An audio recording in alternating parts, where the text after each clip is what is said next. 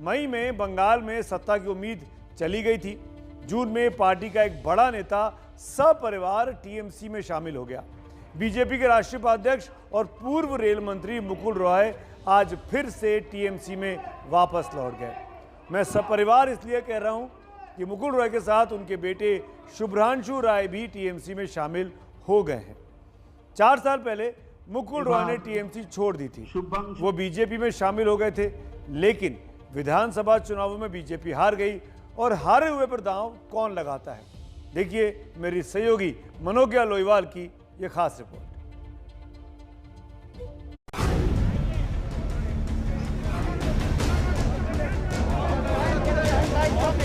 4 साल बाद फिर वही टीएमसी दफ्तर, फिर वही ममता के साथ मुकुल रॉय की जुगलबंदी। कल तक जो ममता के निशाने पर थे, आज वो उनकी आंखों के तारे हो गए।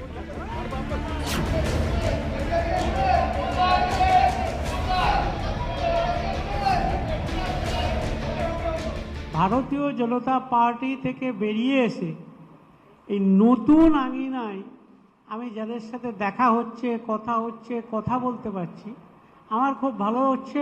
তবে আমি মনে করি মুকুল এখানে আসাতে মুকুল নিজে মানসিক একটা শান্তি পেল, কারণ ওর শরীরটাও আমি দেখছিলাম খারাপ হয়ে যাচ্ছিল, হয়তো মুখে বলতে পারছিল না।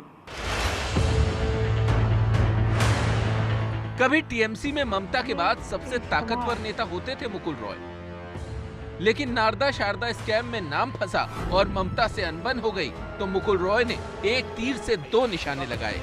बीजेपी में गए तो ममता से मुक्ति मिली और नारदा शारदा स्कैम में राहत। हालांकि केंद्र सरकार इससे इनकार करती रही है। टीएमसी से मुकुल रॉय से लेकर शुभेंदु अधिकारी तक वो तमाम नेता बीजेपी में गए थे जिन पर घोटाले की तलवार लटक रही थी। जो लोग बीजेपी में चले गए उन पर सीबीआई का शिकंजा कसा नहीं। कुछ दिनों पहले ही फिरहाद हाकिम समेत ममता के 4 करीबी नेताओं पर सीबीआई का शिकंजा कस गया, लेकिन मुकुल रॉय और शुभेंदु अधिकारी पर नहीं। ममता तो पहले से ही बीजेपी पर वॉशिंग मशीन वाला तंज कसती रही है। Washing machine, BJP washing machine, जो भ्रष्टाचारी है वॉशिंग मशीन में जाता है और सफेद होकर निकालता है। लेकिन लगता है कि मुकुल रॉय की बीजेपी वाली वॉशिंग मशीन में ठीक से धुलाई नहीं हो पाई और अब वो अपनी दीदी के पास लौट आए हैं। हम तो बीजेपी छोड़ के तृणमूल में आया है और अभी बंगाल में जो स्थिति है, ये स्थिति में कोई बीजेपी में रहेगा नहीं। मुकुल रॉय एक मिर्जाफर है। हम लोग चाणक्य को समझते थे, लेकिन इस बार देखा उसका लड़का बीजपुर से उसका बूथ में हार गया, विधानसभा में हार गया, उसलिए एक मिर्जाफर तैयार हुआ। बंगाल का राजनीति में एक मिर्जाफर राय मुकुल रॉय जी है। वैसे ममता की प्रचंड जीत के बाद कयास लगाया जा रहा था कि मुकुल लौट आएंगे। इसको बल तब और मिला जब उनकी बीमार पत्नी का हालचाल जानने ममता के भतीजे अभिषेक बनर्जी अस्पताल पहुंचे थे। हालांकि मुकुल रॉय टीएमसी में वापसी से इनकार करते रहे, लेकिन राजनीति में जुबान पर चढ़ा इनकार दिल में इकरार की घंटियां बजाता रहता है। वही हुआ।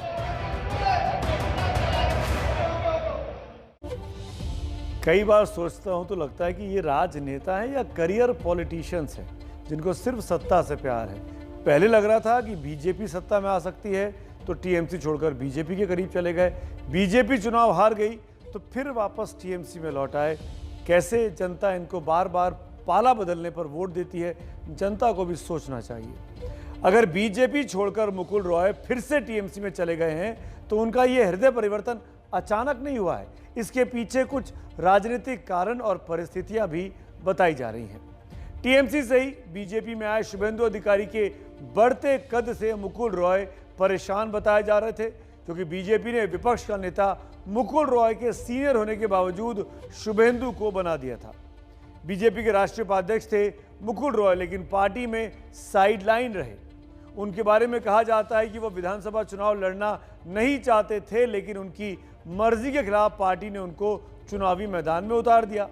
बीजेपी में गए ममता की पार्टी के कई नेता वापस लौटना चाहते हैं, लेकिन मुकुल की वापसी का टिकट इसलिए कंफर्म हो गया कि वो ममता पर कभी भी निजी हमला नहीं करते थे, यानी उन्होंने दरवाज़ा कभी भी बंद नहीं किया था। और एक राजनीतिक फायदा भी कारण हो सकता है। अभी दिनेश त्रिवेदी के इस्तीफे के कारण राज्यसभा की एक सीट बंगाल से खाली है, जिस पर मुकुल रॉय को दिल्ली की राजनीति चमकाने के लिए ममता दीदी भेज सकती हैं और उनके विधायक पद से इस्तीफा देने के बाद उस खाली हुई सीट से उनके बेटे को टीएमसी चुनाव लड़ा सकती है, ऐसा कयास लगाया जा रहा है।